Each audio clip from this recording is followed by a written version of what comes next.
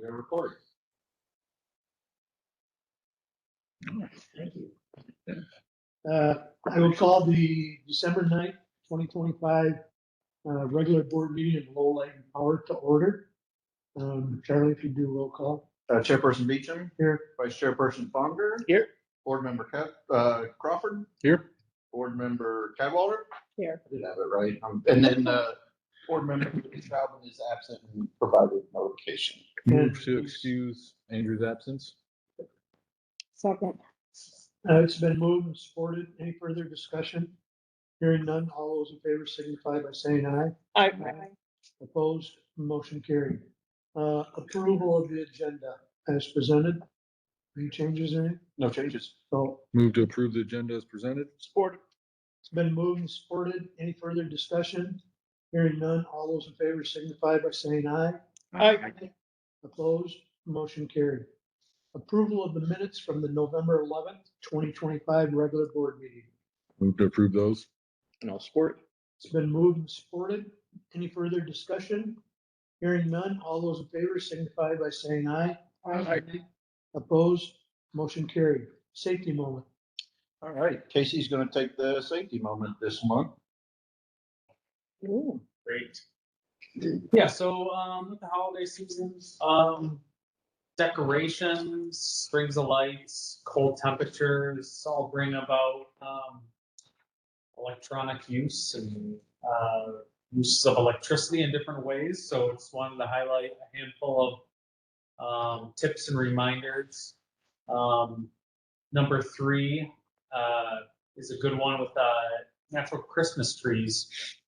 I don't know if anybody has natural Christmas trees, but if you've ever seen the videos of how quickly those go up in flames, it's scary. Oh, yeah. It's scary. So That's sweet. be sure to keep heat sources away from a natural Christmas tree. And watered. Yeah. Water there. Yeah. Yes. And it dry out quick, man. Keep it watered. Don't let it get too dry. If you want to scroll down a little bit. Oh, number 5. I'm right in on number 5 too. I got cords to cords to cords all over the house. And if you have cords outside, make sure they're exterior rated cords, not your, simple little. Hasn't heard anything yet. Material. Make sure they're robust. Make sure they're not hot to the touch. Make sure they don't vibrate when you see them. Yeah, buried in snow and melted snow and water and all sorts. Yeah. And don't slam the door closed so that you don't have to go outside to plug it in like my wife wants. Oh, Yeah, yes. so That would be bad. that is, I redid it. That's just a good energy saving tip. Them things pull Yeah. 1,500 watts. Yeah. What? A space heater? Yeah, those space heaters, 1,500 watts. Everybody They have a likes 1300 setting. nice warm house and warm rooms. Dude, I and don't know why. It's so so weird. a lot of people use space heaters during the holidays and in the winter, so just be careful. Unplug them when you're not there, and be sure they don't tip over and start fires. So keep the area around them clear. And Is 8 to remind you to change your batteries, your smokes? I can't read it from here, it's too far. working smoke detectors and carbon monoxide. It's also good. So yeah.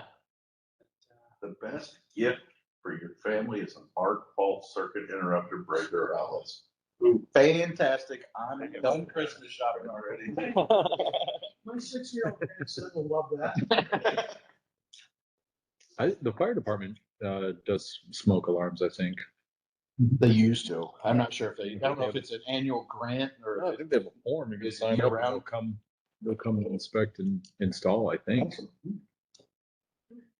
Yeah, so everybody be safe during the holidays and during the winter season. Very good. Very good safety tips. Thank you. Okay, moving on, public comment. Any public, any comments? Move on to action items. All right, the first action item is a pickup of the conversation from last month. Last month, we kind of did a more comprehensive review of NISC. which is the enterprise software platform that has been identified through our about a year-long internal review process. Last month, Julie and Megan joined us for the board meeting in case there were any questions or anybody wanted to dig into anything.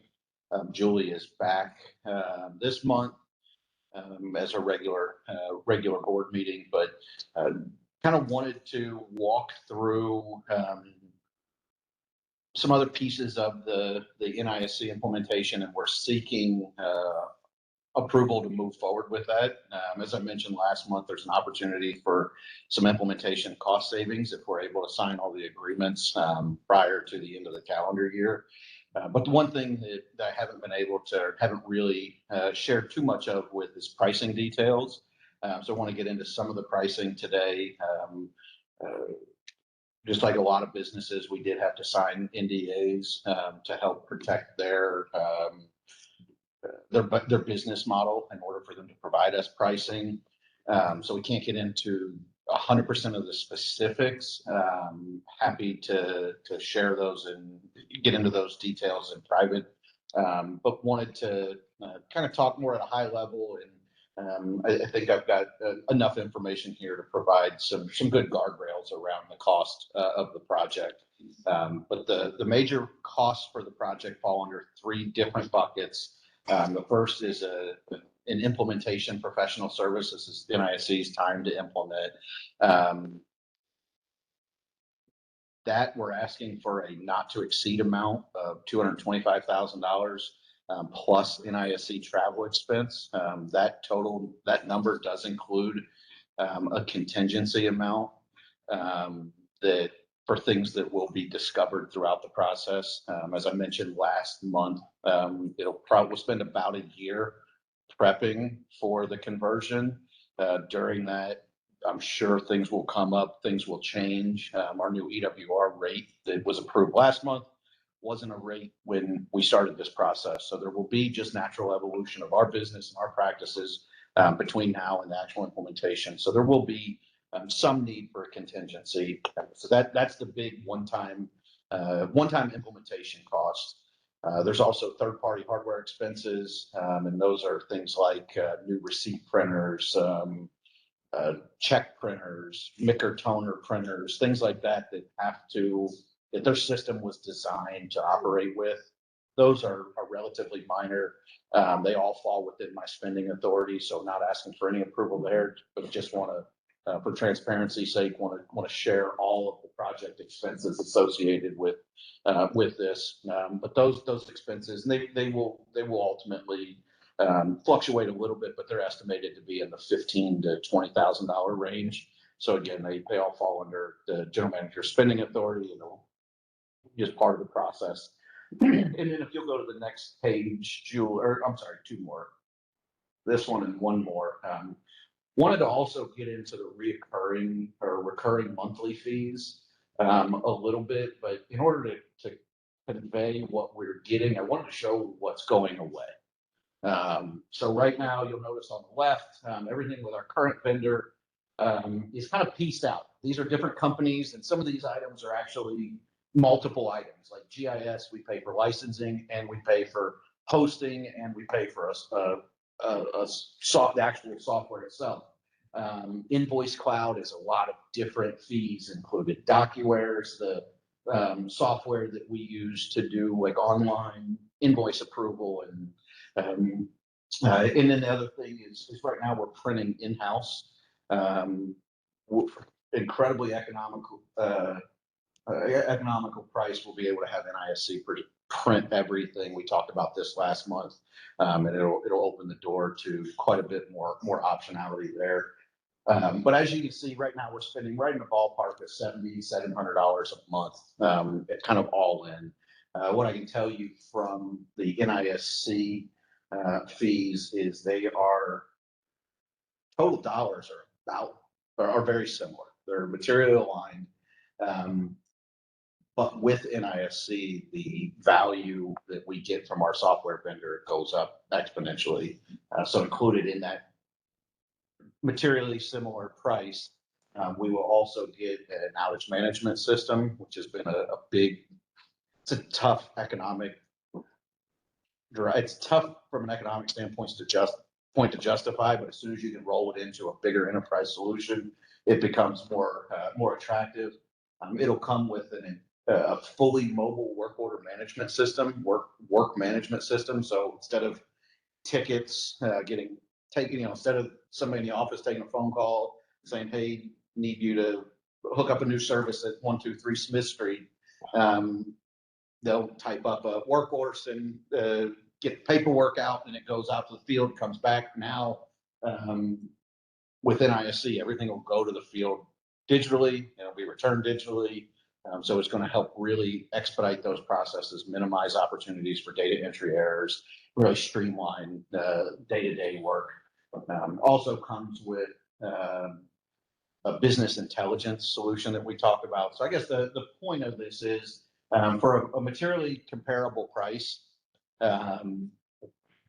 we get everything that we did have, plus quite a bit of enhancements on existing features. Existing things work better, but also there's an expanded offering from a opportunity to provide value to our customer standpoint. So those are the three big buckets for pricing. And I didn't want to necessarily get into monthly recurring pricing because that number will change every quarter.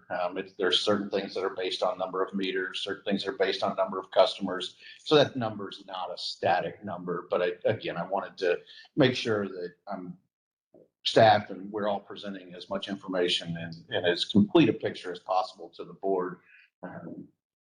Also want to be transparent in the memo. You'll notice that I included an optional or a future recommendation.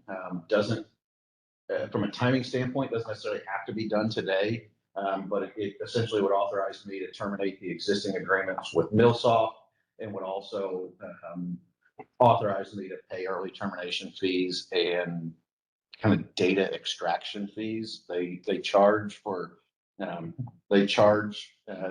us to extract our data. Those are numbers that we don't have definitive numbers on. We won't have definitive early termination fees until we provide that notice to MillSoft, which we prefer not to do until we have things lined up. So there's a little bit of a chicken and egg situation here. Again, that recommendation 2 is not required today, but what I will say is once we sign the paperwork with NISC, that second one's kind of a requirement at that point. So again, wanted to just be transparent with the board. This is really the big decision point. Again, staff spent the last year plus evaluating these solutions. It was a unanimous internal decision, but we based that decision on quite a bit of research, multiple demos, conference attendances, conversations with references and conversations with other members from the different organizations. And ultimately today, we're asking the board to authorize me to execute the necessary agreements to proceed with the NISC implementation, approve the implementation expenses not to exceed $225,000 plus NISC travel, and approve the ongoing recurring monthly fees associated with NISC. Is there, you guys have done your homework, due diligence, so I'm good with that. Is there other,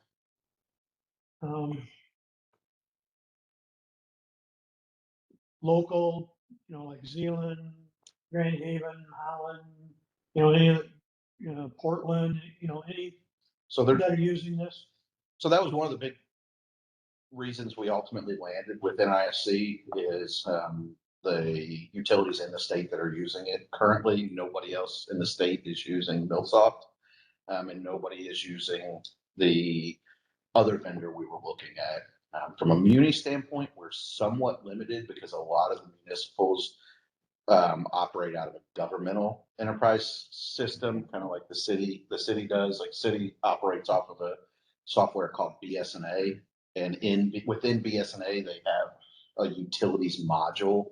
It's not geared towards electric specifically, so we are somewhat limited. But In Michigan, all of the co-ops, Marquette and Grand Haven, are on NISC, which was a huge benefit and something that Julie's already taken advantage of. And during the evaluation process, we talked to both utilities, kind of big picture about the software, but Julie was able to work with an accountant over in Grand Haven to really dig into some specific reports, and that ability to network and to leverage kind of a peer group is really attractive.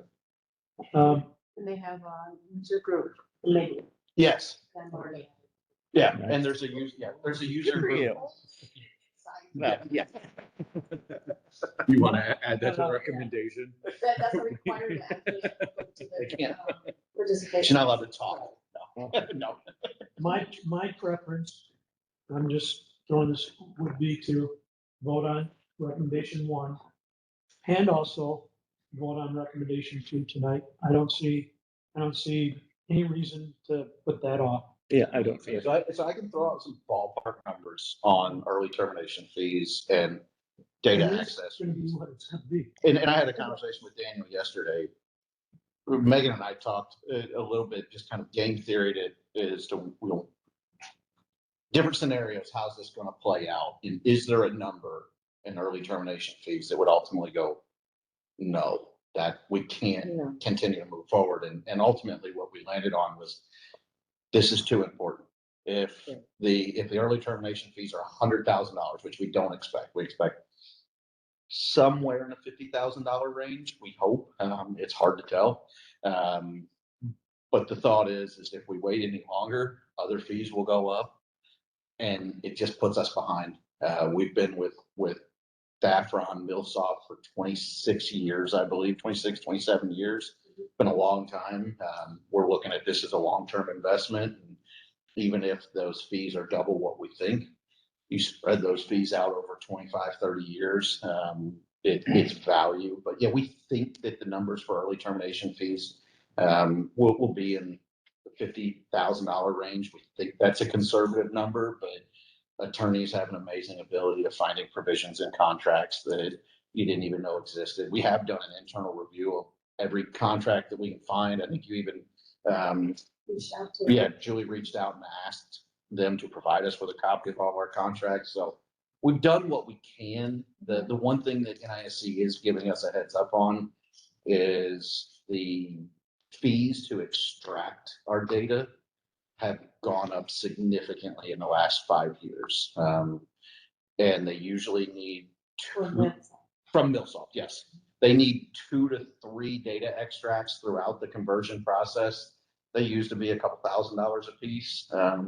We've been told to be prepared for $15,000 to $20,000 a piece on those. So I think that's still a high, we're thinking that's a conservative or a fairly conservative number, and it could come in less than that, but just so the board it has a ballpark or knows what it is. And again, this is a chicken and egg situation. We can't really get the definitive early termination fees until we have a definitive timeline, but we can't get a definitive timeline with NISC until we sign with them. So it's a chicken and egg, but we've done our due diligence to understand where we anticipate them to be. We just don't have concrete numbers. Any other questions? I think I've been through a lot of CRM upgrades in my future business, and they all came in right around that. So the ballpark number is pretty close, Charlie, to what I had experienced on 3 of them. They're not always fun. There's always hiccups. There's always something. And especially when you're taking data from one to the other. I'll caution you on that was something that we did not forecast or see. Yeah. So, but it happens. Oh yeah, we know that one of the reasons that really NISC stood out is their successful track record in implementations, because we know we're going into the process eyes wide open. It's going to be a bear. It's going to be a lot of testing. It's going to be a lot of duplicative work. It's going to be a lot of quality control and verification. None of these things are things that are currently part of anybody's job, and everybody's very busy. So we're expecting challenges. we're hoping that we can at least see the appropriate challenges coming and we don't get a curveball. You pay a per site license for every machine you add it to? No. It's just a lump sum? It's Okay. more about the hosting of the data. Okay, Is really the fee structure more than anything, and then they base, a lot of the fees are based on how much data is in the database. So how many customers do you serve? And that scales up proportionally. So yes, they back into it. So Right, yeah. it doesn't by any, it's not like, hey, we want to add a computer, it's going to cost more. It's Right. just, we can throw 50 computers at it, we can throw 5 computers at it. okay. Because I know we had to pay per user. And most places are that way. So these software vendors seem to be more like a meter or customer based Okay, pricing. makes sense. Daniel, resident wordsmither? Yeah, did Andrew have anything to kick in on this? No, Okay, just one check. I did not. Yeah, move to authorize the general manager to execute the necessary agreements to proceed with the NISC implementation and approve implementation expenses not to exceed 225,000 plus NISC's travel expenses and the ongoing recurring monthly fees. Support. Okay, it's been moved and supported. Any further discussion? Hearing none, all those in favor signify by saying aye. Aye. Opposed, motion carried. Recommendation number 2. Move to authorize the general manager to terminate Lowell Power's existing agreement with MillSoft, which will include early termination fees and the costs associated with migrating the data. Support. It's been moved and supported. Any further discussion? Hearing none, all those in favor signify by saying aye. Aye. Opposed, motion carried. Moving on, Little G Drive. All right, I'm gonna tackle this real quick. We have talked about our capital projects exhaustively this year. We've talked about capital projects during the budgeting process. That was 2 conversations. We talked about our capital projects when we got approval for the transformer orders and the material orders. And then last month, we talked about capital projects one more time, talking about easements. Believe this will be the last approval we request associated with this year's capital budgets, capital improvement plan. But included in your board packet is the boring quote, basically to get pipe in the ground to do all the projects. This was a little bit weird, not weird, just a little different.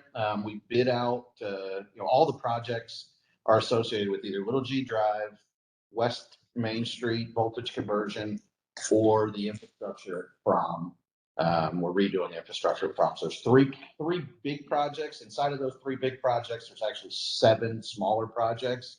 Of those 7 projects, one, the Little G Drive project exceeds the general manager's spending authority. So I'm here asking for that approval.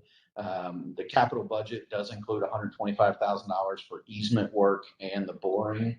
The easements came in at just over $6,500, leaving about $118,000 for the boring work. So as you'll notice, the bids came in slightly over budget, but staff's still recommending moving forward with all of these. And if there are future adjustments that are needed, we can make those adjustments later in the capital year, but we don't anticipate that. We've been tracking pretty close and trying to look at all the different pieces and what's over budget, what's under budget.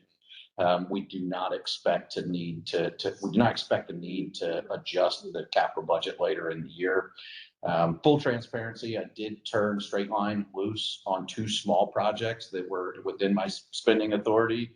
But again, since everything was bid out not necessarily bid out, but everything was pursued together, I wanted to provide you with the full bid package, dollar amounts, and specifically the Little G Drive bid amount. But what you'll notice in the chart in your board packet, Zach talked to 6 different companies, only 3 submitted completed bids. 1 submitted an incomplete bid. And then there were other companies that Zach talked to didn't talk to, but tried to talk to and could never even pursue getting a quote from them. So this is a tough market. The first one that came in was the high bid, and that made us nervous. We were really happy to see some of these other ones come in. But it's the staff's recommendation to approve the boring package submitted by Straight Line Directional Boring. The only other thing I'll add, I guess, is they've done a little bit of work for us up on James. That wasn't James. Division. Did a little bit of work on for us up on Division Street, and it went fantastic. The two small projects that they did, which will feed the old Three Brothers Pizza and self-serve lumber, everything went incredibly smooth there. Those were some challenging bore shots. There were a lot of stuff in the ground there, so they're a great outfit, and we've had really good luck with it. Okay, any further questions?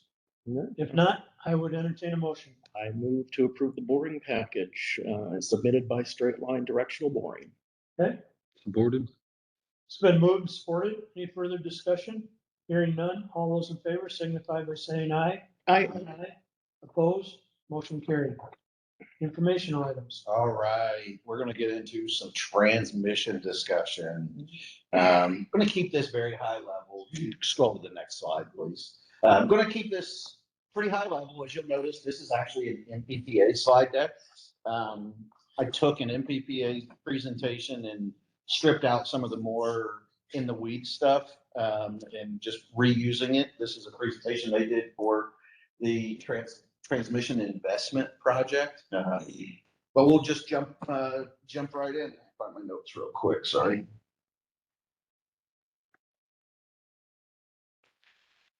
All right, so just jumping in, lots happened in the transmission world, and we're going to get into, I've provided some updates recently, but want to just jump right in and kind of highlight where transmission fits in the rest of our power supply. But our power supply is really made up of three main components. You've got your energy and capacity, which we regularly have conversations about.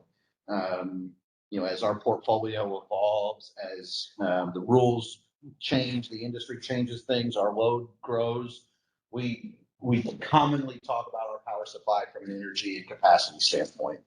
The other piece of it is that transmission piece, and you can run through some of the notes here, but really transmission is exactly what it sounds like. It's paying to move energy and capacity from where it's being generated to our load.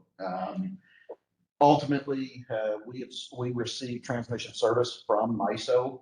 They're the regional transmission operator, but the local company that owns the transmission lines around us is ITC or METC.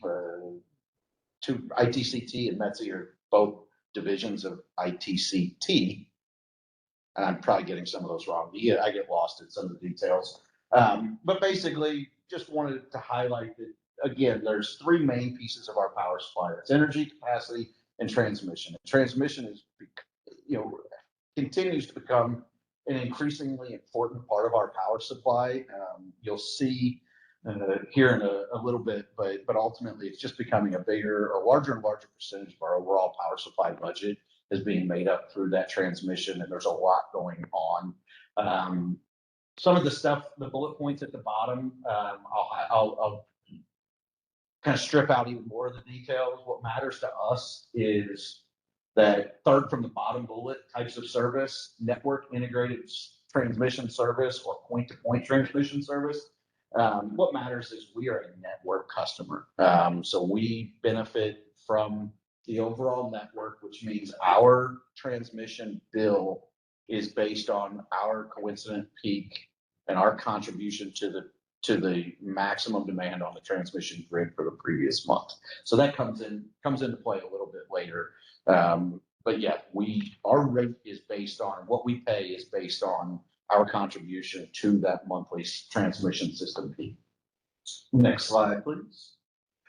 So this is why we're talking about it today. I want to talk trends in transmission rates. We're on the left side, which is the METC NITS, which is that network interconnection transmission rate. So we're on the left side, AP transmission rate that applies to PJM RTO. We got a few members in PPA that are in the PJM RTO, so that's their situation. But what you'll notice on the left side is it's a pretty clear trend. We've seen since 2018 we've seen a 9.5% average increase on net transmission rates in that window, or 9.5% annually, year over year, average annual increase. And then you'll notice at the bottom of the red bullet, MESI's revenue requirements forecasted to rise 37% between now and the end of the decade, basically. So this is why we're talking about it. This is why it's becoming an increasingly larger percentage of our power supply bill. Is, we've seen rates double basically since 2018. Next slide, please. And it's not going to get any, this is that slide that I was talking about of yes, it's not going to get any better. So this just highlights, I'm speaking pretty high level here, what's called the MISO MTEP program, which it's really just the MTEP, because MTEP stands for the MISO Transmission Expansion Process. So the MTEP process is an annual process that MISO conducts that essentially identifies the transmission lines that need to be upgraded, built, modified to accept whatever, you see your different kind of some of the different drivers, but a lot of them are low growth, local reliability, local needs, replacing aging infrastructure. That's that green base, and that's grown. But what I really want to draw attention to is the 2021 and 2024. You've got that really large purple, is what color is supposed to be. Kind of comes in weird, but the dark color that stands out. And in and then you also have it in 2011. That one's been completed. That, I believe, was actually associated with the transmission loop around the thumb that was made to, or was intended to, bring on a bunch of wind that never came around. But the 2021 and 2024 MTEP cycles, and again, these are projects being announced, not projects being completed. So you think that something in 21 is already rate based or already factored into the rates, but those are not, those lines aren't built because it takes so long to build transmission lines, go through siting, go through permitting, all that fun stuff. But 21 and 24 are really associated with MISO's long range transmission projects, the LRTP, which we talked about a little bit. But the LRTP is are these very large scale regional projects that bring various simultaneous value streams, whether it's increasing transfer, north, south, east, west transfer, improving resiliency or redundancy or reliability, expanding capacity so that the grid can accept more renewables or whatever the resource might be. But you'll notice that those two purple lines in 21 and 24 are essentially the equivalent of everything else combined almost. I didn't do the math, but those 2 years really stand out. And again, as I said, those projects have been announced, but they've not been completed. So that's a lot of the drive and the forward-looking, the forward outlook, or the outlook on transmission rates. A lot of it is factored into these LRTP projects, which are close to $35 billion, or 20. I was tracking about $30 billion in projects that'll ultimately have to be paid for by somebody. So yep. MISO is divided into 3 areas: north, south, and central. Mhm. So is this covering all 3? So that's a great question. Well, because we're on a peninsula, and that's always been So an issue. these are regionally cost shared projects. So essentially what they do is look at where the benefit is in the region. And those three subdivisions of MISO really get broke down into 2 mostly.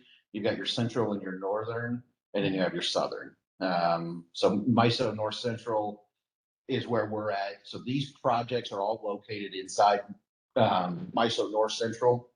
So any LRTP project that's occurs in MISO North Central will be cost shared across that region. any LRTP projects that occur in MISO South are cost shared regionally across the South. And that's where they have to qualify for an MVP project, a multi-value project. To your point, we're on a peninsula, but some of the projects in the LRTP are really designed to get, like, they're really regional. They're talking about they're designed to get power from like the Dakotas, where there's a lot of wind generation, and move that further east so that it gets closer to those load centers. So even though it may not actually get all the way to Michigan, it's providing resiliency to the region. So that's why those costs are shared regionally. So I didn't catch your answer though. This is region specific, Yeah. or this is? Both. Okay. This is MISO's MTEP history as an entire, but LRTP tranche 1 and tranche 2, the 21 and 24, 2021 and 2024, those projects are all located in MISO North Central. So it's both, but the biggest factors are only in our region. Gotcha. I think there's talk of LRTP tranche 3, but I believe that is, I asked a very similar question to MPPA, and tranche 3, I believe, if they announce it, it's supposed to be geared towards MISO South. So that wouldn't necessarily impact us. This is what we think is, it's not all of everything, but this is the majority of it. Okay. Any other questions here? Cool. All right, we'll go next. So, real quick, I talk about it. Transmission cost is your volume of use, your coincidental megawatts at the time, times that transmission rate. Pretty simple math formula, just a lot of pieces to it. And there's a lot of different transmission rates that we call it just a generic transmission rate, but it's really about 15 different schedules and different tariffs associated. So obviously, as these as this type of cost increases at 9.5% a year every year for the last 8 years, it's something that we pay close attention to. So ways to reduce or offset transmission costs. You can reduce your use. Well, that's not practical when our use is more driven by our customers and their use. So reduce rates. Good luck. We'll move on from that one. So really the last one, and if you really dig into the slides, I'm happy to share these, but in PJM, there are different rules. In different RTOs, there's different rules on how you can mitigate your transmission expense. In PJM, there's a ton of value in having your own generation because you can net that generation where in MISO, if we're running our generators and we're running at 7 megawatts, at the time of the coincident peak, you have to add that back to your load. So you can't offset your load with behind the meter generation in MISO. In PJM, you can. It makes the economics of adding generation behind the meter at PJM far more attractive than MISO, but it's the rules that we play by. And, they've got the reasons for it. So the articles that I'm reading, that's probably why, like, PJM, they're looking more at where data centers are going to co-locate energy production with data centers, whereas with MISO, I would say that's more the physics of power and the need for capacity, because every RTO is, if you look at the NIRC report, the North American Energy or the Reliability Council, every region on the east side is in some sort of elevated, or every RTO on the east side of the country is in some sort of elevated reliability warning. And it's, from a data center standpoint, you have things like the Selene hyperscaler site that's 1.4 gigawatts.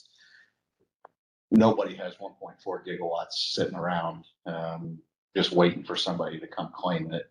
So you're having to build generation to support these hyperscaler data centers. And there's a lot of advantages for them to have it co-located. Some of them, like if you go out to California, there's a lot of co-located generation because it's easier for the data center to put in generation than deal with the rules. That's why you have a ton of, and I'm not saying this has anything to do with Lowell, right? But, Right. you know, out west, you see a lot of large diesel generation tied to data centers because that's the only way that they can meet their capacity requirements. So it's more capacity than anything. You can economically dispatch it, then you might as well. But when you start getting to the loads of these hyperscalers, they're all basically going to end up on market-based rates. So if you can build it for cheaper than you can buy it, or you can own it for cheaper than you can lease it, so there's a lot of business decisions that would factor into that. And so for our MISO region, this is a new thing, basically, because there are data centers, don't get me wrong, but there aren't the hyperscalers yet. In MISO there are, you're seeing it in PJM more because the further you get to the East Coast, the more data centers you have. Right. You get to Norfolk, Virginia, you can't throw a stone without hitting the data center, and that's where the transatlantic cables come in. So that's where and you're seeing like Dominion Power in Virginia, they were planning, 10 years ago, they're planning on 2% load growth, pretty much stable load growth. Now their projected data centers will double their system capacity or their system load. So it's just such a drastic change at a drastic pace, but they're out there.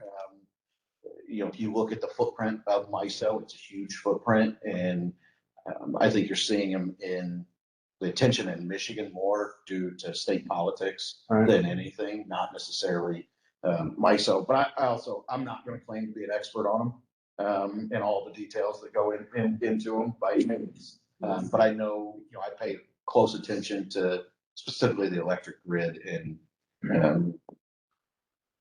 data centers are going to change the landscape of the electric grid without a doubt.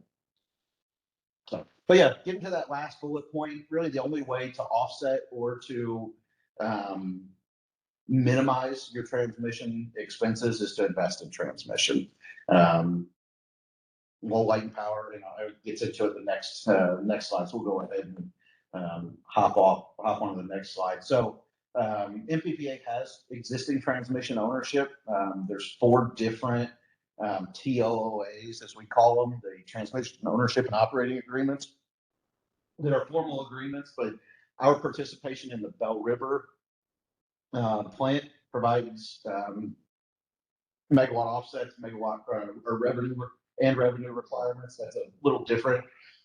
Our investment in Campbell 3 provides offsets, megawatt hour offsets, so we're able to net those against our transmission. The way we get value in transmission is either reducing what we pay or charging other people to use the assets we use. It's kind of one or the other, and a dollar earned from somebody else is as good as a dollar saved by us. So there's two ways of dealing with it, and that goes back to the origins of why there's METC and ITC in Michigan. So back in the day, we'll say, DTE and consumers both were the transmission owners. And then there was an antitrust settlement, and basically it came to the determination that they needed to divest in some piece of the vertical integration. They couldn't own everything from generation to transmission to distribution. They had to divest of a piece of their infrastructure, and they divested of it. And ITC bought out. That's why the old DTE footprint is ITC. The old consumers footprint is METC. Both of them are companies owned by ITC companies. ITC maybe ITC transmission. Yeah.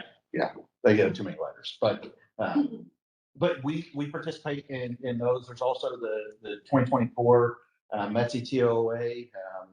So Light and Power itself, we get, like I said, Bell River, Campbell, we have entitlements that come with it. The Kalkaska CT project has transmission associated with it. And then there's actually a project at MPPA that's just a transmission ownership project, transmission investment project. And that project is geared towards finding or strategically investing in transmission assets to generate a revenue requirement requirement. So that's that dollar somebody else pays versus the dollar we save. So, again, the existing ownership, and I won't get into all the legal details, but in the state of Michigan, incumbent transmission owners, it's the conditions are advantageous for existing owners to continue to expand their ownership footprint. And I guess the other piece of it that's important, it's a nuanced detail, but it's important, is when we say we're owners and part owners in certain transmission lines, there are specifically designated 345 kV lines throughout the state. It's not just we own a percentage of the transmission grid, it's we own a piece of this very specific line, and they're scattered all over the state. I don't have a map of exactly where they all are, but that's important because your incumbent status is important because you can build off of things that you already own and you have that kind of first right of refusal. So when we start talking LRTP projects, the big purple lines, if any of those LRTP projects interconnect in those specifically designated 345 lines that we have an ownership stake in, we should have the opportunity to invest in those projects as well. What specifically I want to talk about, but that last bullet point is we're getting to a point at MPPA where our existing ownership has the potential to directly lead to additional investment opportunities. We'll go to the next slide. So because we have this opportunity, it's become it's become a bigger focal point. It's actually been incorporated into the MPPA strategic plan. So MPPA has strategic initiatives, strategic goals, really linked towards maximizing the value associated with transmission. And it really gets down to identifying those transmission investment opportunities that are potentially favorable for MPPA. The two big ones are the multi-value projects, which we talked about. And there's also opportunities for generator interconnection projects. And what a generator interconnection project is any project that is essentially, it's just a generator that wants to interconnect to the transmission grid. More than likely, right now, it's big solar, big wind. More than likely, big solar.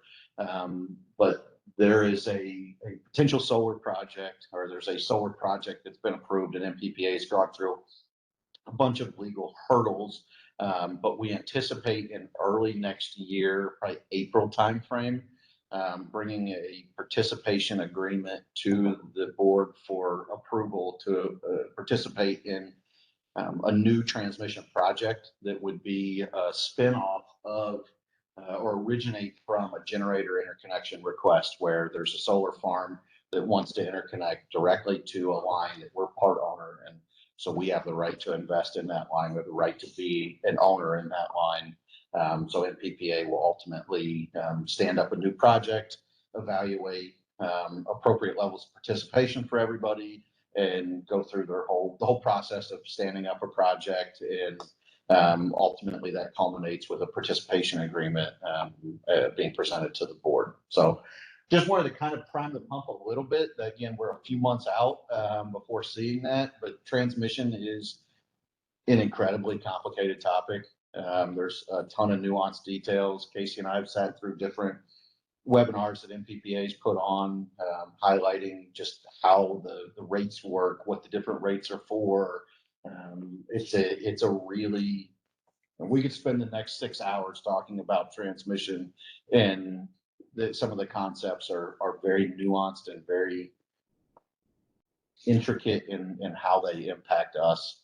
I will say I'm not an expert. I probably spend an hour every day reading about this stuff, and I still can't make sense of it. And it all does depend on region and just place and time where something is happening. I mean, because it's not even consistent with sometimes the capacity that they're going to use. It just the rules are all over the place, or the models are all over the place.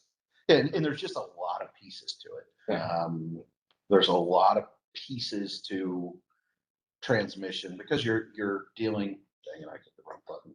you're dealing with multiple states. So you've got different jurisdictions, you've got FERC involved, you've got NERC involved, you have each individual state, their PUCs, your utility commissions, public service commissions, whatever you want to call them. Their state laws, Michigan has certain laws that don't exist in other states in MISO. Right. Yeah, it's a complicated topic. I will commend MPPA for identifying this and expanding their subject matter expert level on transmission. Because again, you look back 10 years, it was such an insignificant piece of our power supply portfolio that you can't really justify spending a ton of time digging into it. As MPPA quickly identified this trend and really put people in place to maximize to fight for our opportunity to control our transmission expense and to fight for our rights as transmission owners. And there's a lot of, I've shared some high level updates, but there are multiple court cases that MPPA is actively involved with. Other complaints associated with trying to strip our transmission rights. And it's a big battle and will continue to be a big battle because it's we see it as such an important piece moving forward that we have to, for our customers' sake, we have to fight for everything we can to help mitigate these rising expenses. Can you go back to like the graph or one of the ones? So go back one, I think it's the one, yes, this. So the annual average. So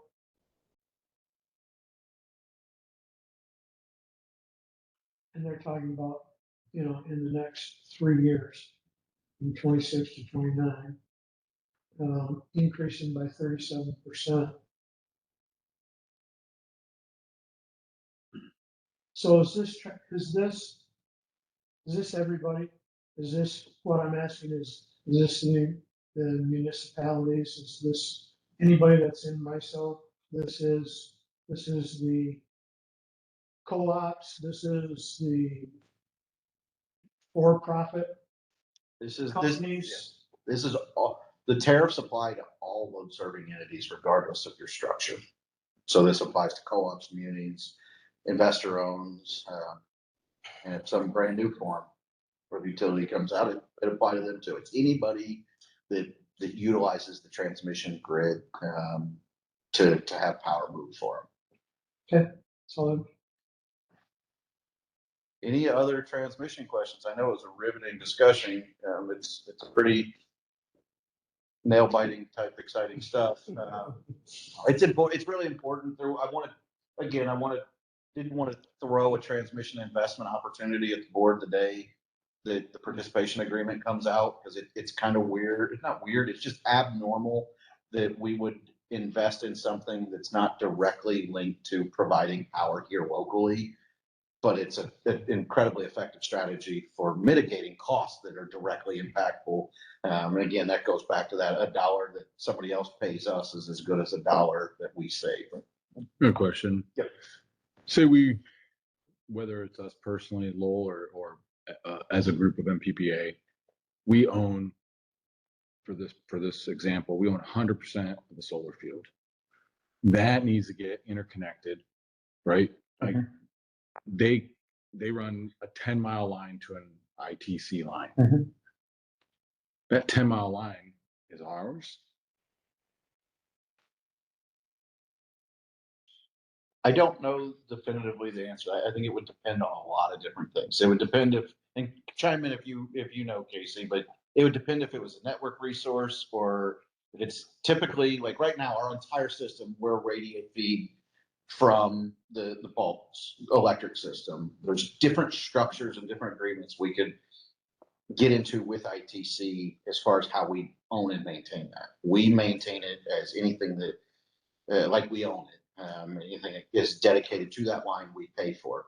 We could also treat it as a piece of METSI's greater system, and we could say, hey, it's 7 miles out of 7 miles out of 700, so it's 1%, and we could pay 1% of their operating and maintenance expenses to simplify things. So it depends on the specifics.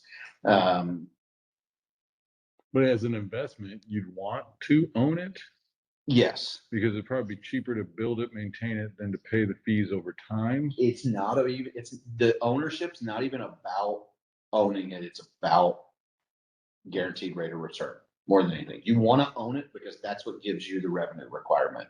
That's Right. what gives you the right to tell somebody you have to pay us to use our line. And that's But if really it's our solar field that was on it, I don't know how that scenario would play out, to be honest with you. sure. I don't, because it's not a scenario that is really a practical scenario, because we're not going to own 100% of a transmission line more than likely, because we don't have the equipment, the personnel, any of that to maintain it. So and this is why this is really high level. You also get into what's called a JUMA, which is a joint, tell me if I get this wrong, Casey, joint ownership, operating and maintenance agreement.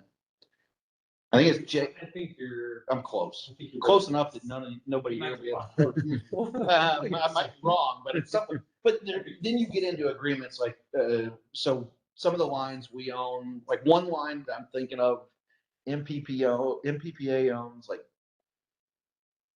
49%.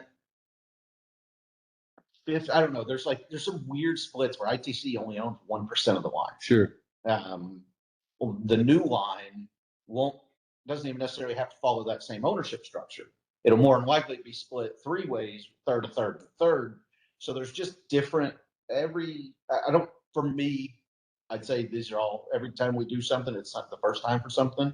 So I don't want to claim, and we rely heavily on MPPA to navigate these waters. So I'd hate to say the wrong thing. But Yeah, it's something that we've ever traditionally even looked at, let alone. And practically, we're not looking to own 100% of the line as MPPA. We're looking to be joint owners. We're looking to, now strategies could change over time. And there's been some behind the doors discussions about, different strategies for expanding transmission ownership. But more than likely, we're not going to get into a situation where we own a solar field and we own the transmission line.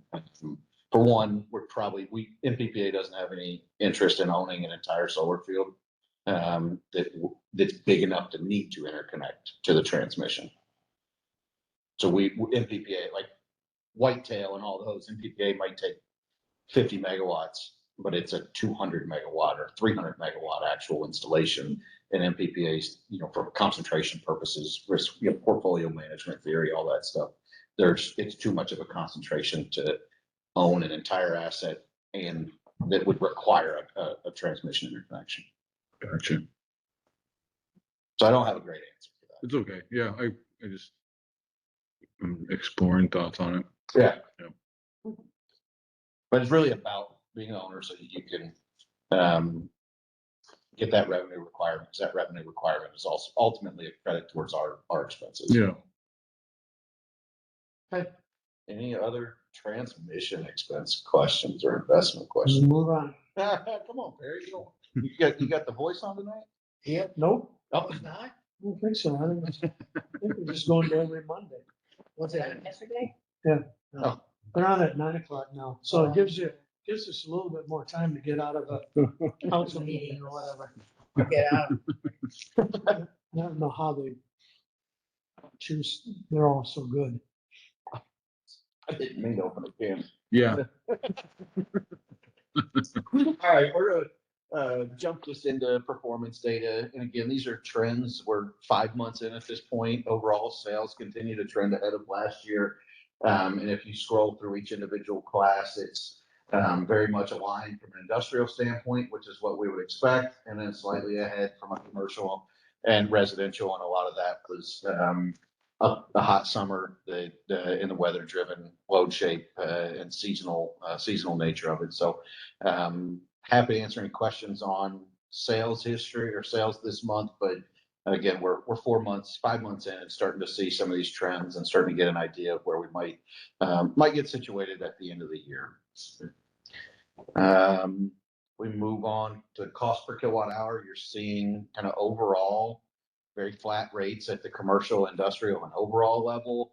But you see quite a bit more volatility in that residential, and a lot of that is tied directly to the fact that the residential customer has a larger percentage of their bill is based on that customer charge and a fixed charge. So when you have fewer kilowatt hours to spread that across, you get an effective rate that rises in the down months. But that also highlights why it's important to have a cost of service customer charge, because we still incur those expenses, and a lot of our expenses are tied to the fixed costs associated with serving these customers. So overall, happy to see that the overall rates are staying relatively stable when that's a major challenge for us as a utility, every utility for sure. Looking at cash in investments, we saw a little uptick in cash this month, which is what we would expect. We did have a couple kind of once a year type of payments go out last month that we had about a $60,000-$70,000 insurance payment go out. That's a single once a year type of payment. So without some of those non-recurring type of things, we'd have seen more cash growth. But again, cash is at a pretty stable place, and we feel good about it. And then the last thing I'll highlight is just PCA revenue. We did see, after a little downward movement on the PCA last month, we did see it tick back up a little bit this month, but similar to that it's all about volume. Our overall, the rate increased a little bit, but the overall revenue decreased again, just because we're into the fall and winter months where we're seeing reduced sales associated with the seasons. And that is performance data, if anybody has any questions. All right, outage data. I'm gonna hand it over to Zach. It was a new chart this month, and not a whole lot there, which is not a bad thing. Yeah. Yeah, we had one outage. Tree, one of the snowstorms we had a little tree issue, and got it off, and pretty quiet month. Any questions for Zach? Easy enough. We will roll on to the income statement. Again, I've highlighted some of these in previous months, but had a good positive net income this month. We're trending pretty close to where we want to be from a budget standpoint. Again, we are trending behind last year, but as I highlighted last year, a lot of that was associated with PCA revenue and getting caught back up from some of the cash side. So sales continue to trend above budget. So does power supply or purchase power expenses. Purchase power expenses and sales revenue are relatively aligned, which we'd rather see proportionally more sales, because proportionally you would expect all the revenue from your sales to be about twice, roughly about 40% higher than your increase in purchase power expenses. That's not what we're seeing yet, but this is something we'll continue to monitor. But overall, we're sitting in a pretty healthy position. We're sitting in a really healthy position 5 months in, and nothing that's really out of the ordinary that would highlight a need to make some adjustments. All right, move on to capital expenses, unless there's any questions on the income statement.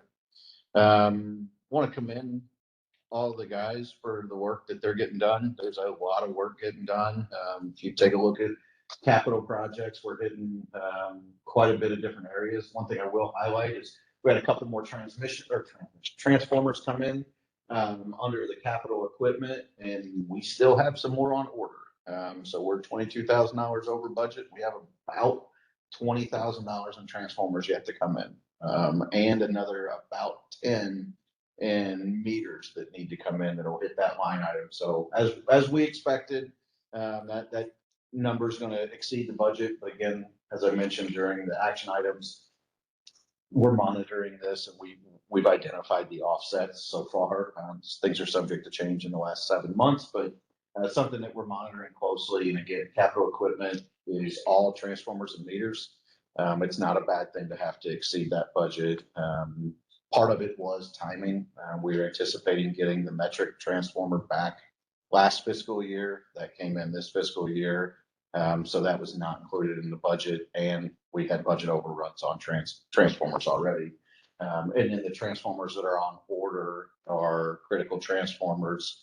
Two of them are for the From housing development, to replace transformers that we're plucking from other places in the system. And the others, thanks to Zach's due diligence efforts and research, identified a couple critical transformers, single phase transformers that we didn't have a spare for, that were critical. We thought we had them all kind of flagged, but they were exceptionally large single phase units, which are kind of abnormal. But those are the transformers that are on order. So they're critical pieces of equipment. And if you're going to go over budget in any area, things that directly serve our customers is not a bad area to have to go over budget, but doesn't also eliminate the need to offset things elsewhere. So capital projects are moving along great. And with that, I'll hand it over to Zach for distribution report. I'd just like to say, Straight Line, as Charlie said, was fantastic. We worked with a great group of guys, very professional. Just want to say it again, other than that, stand by my report. I was gonna say, any questions for Zach? So the tree truck in your report, you're waiting for some equipment to go and take it down to Howell and have it installed. Yeah. So we're still using our old tree truck. We're still using both. Okay, so, and my question is, so as soon as we have this set the way we want it and we've got it all checked out and run everything, I'm assuming we're gonna put that up on the auction. Yes, the old one. And what, do you have any kind of anticipating of what we might get for it? The only reason why is because, again, you had talked about the transformers that we still have and we're over budget. So I'm just in my mind going, okay, does that truck come in and we get $10,000 for that truck and we can put that towards So the overruns on transformers? So big picture, I'll speak for that. It's always a guessing game. There's always a pool, because it is an auction. As far as applying it to other overages, I think initially my preference would be to put it in the equipment replacement fund. It's unrestricted funds. We can do with it what we want, when we want. And we do anticipate projects coming in under budget and controlling expenses elsewhere. We have a spreadsheet that we're tracking budgets to actuals across the capital budget. And we're trying to watch that numbers. There's a lot of pieces and some are going to come in under budget. Material came in, I think, $15,000 under budget. Boring came in $15,000 over. Stony Bluff's going to come in under budget. And then there's a lot of moving parts. So my thought would be, let's stash it in equipment replacement fund, knowing that if we get later in the year, we can draw that out of there and we can apply it to budget. I was just, in my mind was that we had some things that we sell and use that money for. I mean, you really do put together a conservative enough budget to really deal with a lot of what happens. Yeah, we live in a world of unknowns, so you try to find a happy medium where you only budgeted for the things that you were confident were going to happen. You'd never budget enough, Right. but you don't want to budget for everything that could potentially happen. So yeah, we err on the side of conservative, balanced but conservative. Yeah. So yeah, I would anticipate being able to absorb some transformer overages and some projects, some smaller projects always fall through the cracks. I don't fall through the cracks, but priorities change throughout the year, and some things that may just be a time requirement that's not there, and there's funds available because the time wasn't available. So something that we monitor throughout the year, try to make adjustments whenever we it gets to that And threshold. for the past couple of years anyway, I mean, we've been consistently about $1 million over what you budgeted for, so Yeah. there's some wiggle room. Yeah. Don't anticipate that again this year, but I do anticipate some wiggle room. And anticipate more funds being available and projects coming in under budget. So I think we'll burn that candle from both ends a little bit. All right. Thank you, Zach. Casey, you're up next. Yeah, last month we operated the generators. Been a while since we last operated them, it was end of June. Yeah. So it was good to see them fire up, no major issues. Love to see that. Every time we run, it's like running them for the first time. It's just exciting and fun, and it's great when everything works well. And I think I'll just stand by the rest of my report. Thank you, Casey. I want to thank Casey for all of his involvement with the IT projects. He talks about it in his report. Things have moved. All the transitions continue to move smoothly. Casey's the integral part of making sure all that does move smoothly. This stuff, I think, was more sit and wait to be told things went smoothly, but the actual install and coordinating and communicating, that all falls, not all, a lot of that falls on Casey, and he does a great job. For both. I have one for Casey and B, the natural gas. Years ago, when I was sitting on, I thought we had enough pressure from consumers to increase the natural gas to handle a lot of their needs here at the Energy Center. What caused us to having to get new gas capacity? No, that's a great question. So we're looking at adding more generation potentially. So what we're discussing with consumers is what's kind of our cap, what's our maximum flow that we can have at this facility. And at what point do we have to do some sort of investment in the natural gas infrastructure to get more capacity to add more generation? Using what the existing infrastructure is, because I don't know if they can get any more through the pipe they already got here. And that's what we're evaluating. Evaluating, Yeah, we have a little bit of headroom right now. We could add some generation, but long term, we know we need more than that sum. So we're looking at what's kind of the next step to get to that next kind of level of gas consumption we think we need long term. I look forward to that when it happens. Yeah. I'm very interested in how you're gonna generate more. Yeah, we're excited too. Right now, let's say we're consuming about 100 units of gas per minute or hour. We're looking at potentially long-term doubling that. So. That's Awesome. Any other questions for Casey? All right, Julie, you're on the hot seat. Don't you dare stand. You'll only infuriate them. There's a lot here, so hopefully you all read it. The one thing that I want to mention, a lot of us here at Lowell Power have, I just appreciate you guys giving extra hours for the holiday. It just means a lot to us, our families. Thank you. Of course. We thank you. And here's my plug every month is if you please read these reports, they are phenomenal. There are so many things going on throughout the entire company. Everybody's groups are incredibly busy and yeah, if you read the reports, there's a lot going on. There's a ton going on. One thing I do want to highlight out of Julie's report is we are planning a business breakfast associated with, a lot of it's the new EWR rules. I know the board's had some questions about how we plan to communicate some of those changes. And we're working through those now, but we should see save the date for the things going out soon.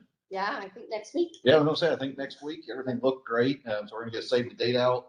Then we're gonna send some more detailed communications in early January. But we're looking forward to that business breakfast and, a lot going on, And I thought it was really, really awesome. Alyssa had the opportunity to attend the APPA National Conference in Salt Lake City. She's been with us. I'll highlight it in my report, but she's been here for a year now, and she's made an awesome difference in a positive way in the past year. So thank you, Julie. My report, I don't have a ton. Again, please read through. If you haven't finished your cybersecurity training, please do that. Other thing, Casey, Megan, and I have been working with IP Consulting for about a year and a half to formalize our IT policies, formalize, and really just make sure that we're covered from a policy standpoint. We are getting close to wrapping that up under a kind of a provisional standpoint. So what we anticipate doing is bringing these policies to the board for a provisional approval. So it puts them on the books. But we know that as we implement things over the next couple of years, there will be some slight modifications. So we don't want to formalize and set in stone a policy that we know, or policies. It's a pretty extensive thing. We want to work with it and through it practically over the next year or two. But we know we need to continue to formalize these policies as just a protection and consistent standards across the board. So, other than that, I want to highlight anniversaries. Ryan Hanachek and Alyssa, as I mentioned, both celebrated their first anniversary, which they both, I always surprised when people hit that 1 year mark, because the contributions from both of them are far greater than a year's worth of contributions. And then Hillary and I started 5 days apart, I believe, 5 years ago. And Hillary's been a phenomenal addition to the team. She's taken quite a bit of responsibility as a lead CSR, and really is shown a lot of leadership opportunity, leadership skills, and leadership potential. She does amazing, but we've got a great staff, so I love highlighting. You haven't been doing too shabby of a job yourselves. Well, I appreciate that, and I'll pat myself on the back. No, well, I think the last 5 years have been probably the most personally rewarding 5 years of my career. So I appreciate that. I very much enjoyed being here, and look forward to the next 5 years. Or longer, I hope. Sounds bad. Yeah. Perry yelled at me after I bought a house because it was only some roots, not all my roots, set here in town. No. But other than that, again, please read the. Actually, there's one other thing I want to highlight. Really excited. Zach and I have been working with a company called Alpha Omega Safety Services, looking at revamping our safety program. Not revamping, but just paying attention to it from a holistic standpoint. In last month, we got to the point where I signed a 4-year agreement with Alpha Omega to be our primary safety partner for the next 4 years. There will be a little bit of overlap with our current safety vendor or safety partner, but we're really excited to be moving in this direction. Really excited to have more opportunities to incorporate the office staff and really dive a little bit deeper into the safety topics and make sure they're meaningful. But want to commend Zach for his efforts and really continuing to enhance a really strong safety culture under his leadership. Ryan did a fantastic job and did an amazing job establishing a safety culture here, and Zach's just continued to build on that. And we've got a really good group of people. And it doesn't, so you have a little overlap, doesn't hurt anything. Honestly, when it comes to safety, the way you talk about conservative budgeting, we take what we think we're going to spend on safety and double it almost. And we're not talking about $200,000 turning into 400,000 or anything crazy. But my goal is to never have somebody come to me with a major safety problem and we've got to figure out the budget. The budget shouldn't dictate safety. What's right should dictate safety. So that's the goal. Working. And that is my report, Mr. Chair. Okay. Our scheduled, Oh, sorry, I forgot. Yeah. Yeah, this is its own line item now on the report, but Alyssa does an awesome job pulling these pictures together. But we did similar to the fourth grade field trip. A couple of years ago, we had a homeschool group reach out. And it's an interesting group. Unfortunately, I didn't get the opportunity to participate this year, but they did a great job hosting a homeschool tour. You get a pretty diverse group of kids come through for that one, I think. And a lot of very engaged parents, but then also the bottom right is Casey talking to the fourth graders at the Think Energy presentation, which is the second piece of the field trip with the fourth grade. They always come here and do the field trip, and then there's a presentation in the library where we're part of a bigger presentation. And I think a couple years ago, last year or 2 years ago, was Casey's first year getting involved. Yeah, last year you and I did it. Yeah, last year Casey and I did it, and just a great opportunity to engage with the school kids, and I see a ton of value in reaching kids at various points in their career going through the school system, and it'll pay back at some point. Future line. Exactly. Is that, Ryan Teachworth's grandkids came to the homeschool. Yes, Oh, that was awesome. And it was is cool. that, is that videotaped, your presentation to the kids? No, it was not. Could next time we have that done? I'd like to see it. Think so. I'm sorry. because we like to critique you, you know? No, but I'd like to see it. Yeah, The Think Energy presentation or the field trip? yeah, I what, think that would be a presentation. yeah. We're gonna show you the presentation too. Get like all the linemen to dress up like fourth graders, and we can do a reenactment. So then I don't want to see. I just think that would be interesting, you know. Picture of Tom Russo. Yeah. Doing a training by in the generators in the office building. Okay. And Hillary is sitting there as kindergarten. Yeah. So that's just a cool picture. Justin. So cool. I I'm hope. still doing the tours. Look I at was it. gonna say, Tom looks amazingly similar. Yeah. Oh, yeah. Yeah, it was funny because the picture came in and Hillary said, I think that's me. Yeah, And she had to send it to her mom. she did. And her mom's like, yeah, that's true. Oh, Very cool. But yeah, when you talk about maybe it'll pay back, it might be a line, might be a CSR, might be the next general manager of Light and Power sitting yes, a sitting teacher in fourth could be grade. there, yeah. What's funny is my daughter is in sixth grade and she's at the middle school now, you know, all the kids in the district, and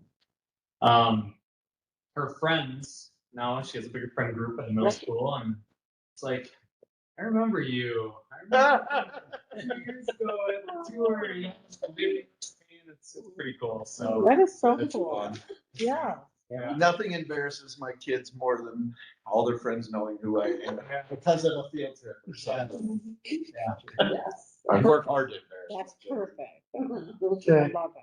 Schedule of meetings is, because is the council on the 15th or? they Yes, it canceled? is. No, we have a meeting on the 15th because we want to pass the new master plan that I hope was approved last night by our planning commission. So we are having a meeting. I mean, I heard something about, you know, like we might not have the last meeting of the year. or Yeah, something. well, we make sure we got Good. business. We got business. Our next regular board meeting will be January 13th. Board comment. Tina, I have just a couple. The Christmas parade, the Lowell Light Power float was beautiful. It was just beautiful. And And that man deserves a ton of credit. The whole team does, but Light and Power was the first place. You should have. Did it? Yep. Oh my gosh, Yeah. bravo, congratulations. It got announced today. I wasn't sure if it was gonna be out there publicly so we could tell everybody. Okay. I saw it earlier on the chambers, but yes, the guys did a great job pulling it together, but then also, Lisa painted stuff. The signs on the side of it, Lisa painted those. Not to mention the fact that while she was working on that, there was other staff helping keep things afloat. So it truly was a team effort. There was a lot of discussion, a lot of fun, tons of laughing, and funny elements, but the float turned out amazing this year. It always turns out great, but Hopefully you have some pictures of you guys working on it. Right. No, it doesn't happen. We were too busy. We have to get like security camera footage. That's our- But yes, great one. yes. And I also wanted to tell everybody at Lowell Light and Power that I want you guys to have a great Christmas and just relax, because I relax. I know that my lights are coming on. There's a hiccup. Somebody will be out there. That's not okay. Just have a great Christmas, everybody. Yes, thank you. Yes, thank you. Jim, I want to say congratulations to the 4 people that are doing anniversaries. It's a long time. I do have one safety thing that I'd like to see done in this room. This floor is meant to be slick when we get snow and ice in here. So if you guys could put a mat at this door and a mat at that one to collect it, that would be a huge safety. I'm not buzzing my butt twice. Just saying, it's the floor. It could be your shoes, but I'd rather see that You do than have some. slippery shoes. And that's it for me. Daniel, So that there's some movement in the broker search. Yes. It's, if there's anybody worse to deal with, sometimes it's insurance. So I'm happy to see, excited to see if that can bring us some movement in that area. We'll see. Fingers crossed. And the new enterprise system, NISC, it's good to see you guys figuring out what chaos is going to come from it the best you can. I know it feels it's hard to change over like really large software platforms like that and can't expect everything, but to expect a high level of problems that are coming is I'm talking to Charlie and in these meetings and presentations and seeing everybody's involvement in it. It's nice and it's promising. And then congratulations to Ryan, Melissa, Hillary, and Mr. West for keeping us afloat. And happy holidays. I want to, congratulate the 4 folks on their anniversaries, Ryan, Alyssa, Hillary, and Charlie. I take every chance I can to tell everybody that it's a joy to be on Lowell Light and Power Board and have Charlie as the general manager. Big shoes to fill. Yeah, because look, you are on top of so much, and even speaking to what Julie was thanking us for tonight about the time off. I mean, that's something you recognized and wanted to bring to the board and make sure we knew about it. But I'm just happy to hear that you're being responsive to ways that you can do things for our staff, considering how hard you're working, especially with software stuff and now upcoming into the insurance stuff. And I mean, the software thing is going to be a long slog. But yeah. Everybody's gonna go. No. Sign anything, you're not gonna burn me tomorrow before I can sign anything. But Pitch me in the river. Yeah. But you know what the knowns are and the unknown unknowns, I think. Yeah. But I don't doubt for a minute, you're all gonna pull it off expertly. So, and congratulations to everybody and thank you for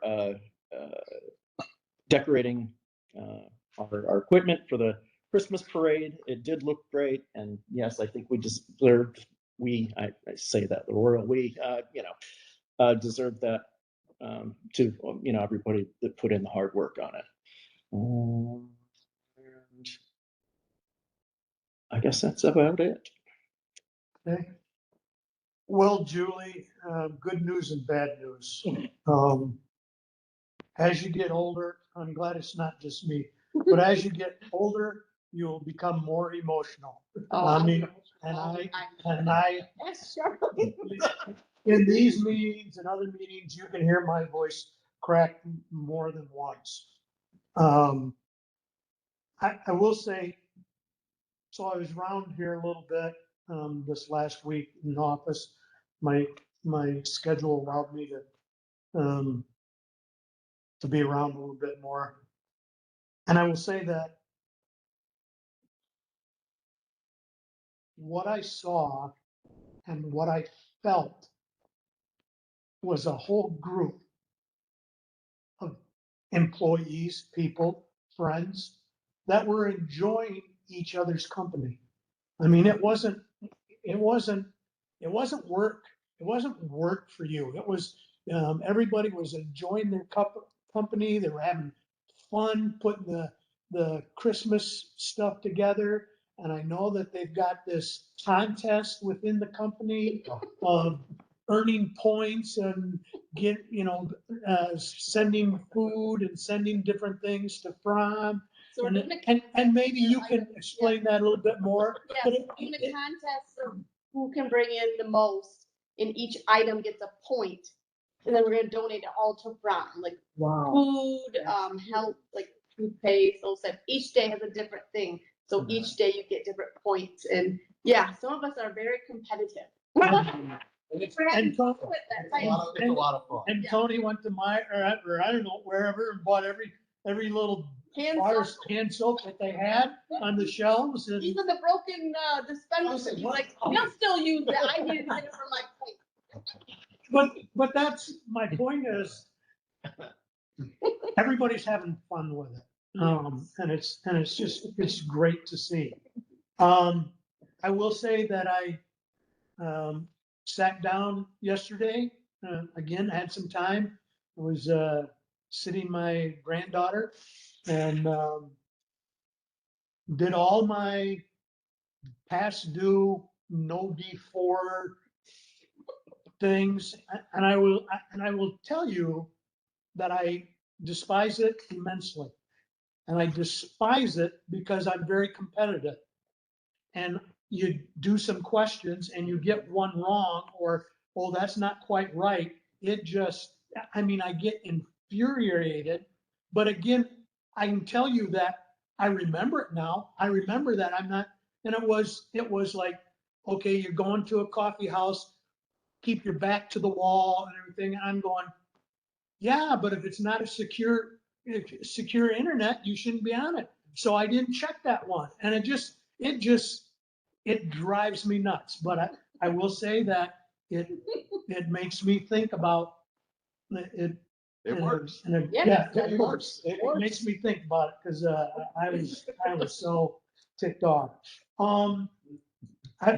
Charlie and I, along with our part-time human resource person, we're going to go through. We're going through the handbook with the